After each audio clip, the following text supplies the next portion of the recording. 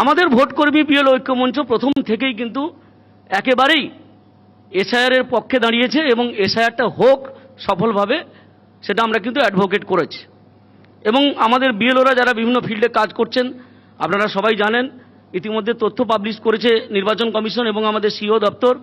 সেখানে বলা হয়েছে ইতিমধ্যে আমাদের রাজ্যের বিভিন্ন জেলাতে অনেক বিএলও তারা 100% কাজ কমপ্লিট করে ফেলেছে, এতটাই দক্ষতার সঙ্গে কাজ করছে না। এই যে প্রশ্ন উঠছে না যে কেউ অনলাইনে কাজ জানে না, তারপরে যারা জানে না তাদের উপর চাপিয়ে দেওয়া হয়েছে, কথাগুলো ঠিক নয়।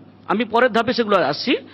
সেটা হচ্ছে যে এসআইআরটা হোক একটা নিখুঁত ত্রুটিমুক্ত ভোটার তালিকা প্রকাশিত হোক, যে ভোটার তালিকার মধ্যে কোনো ফেক ভোটার থাকবে না, যে ভোটার তালিকাতে একই মানুষের একাধিক জায়গায় নাম থাকবে না, যে ভোটার তালিকাতে কোনো মৃত মানুষের নাম থাকবে না, যে ভোটার তালিকাতে কোনো অবৈধ মানুষ যারা আমাদের দেশের লোক নয় তাদের নাম থাকবে না। তারা কেন নির্বাচিত করবে, এটা আমরা প্রথম থেকেই মনে করেছি। এই কারণেই আমরা এসআইআরটাকে সাপোর্ট করেছি।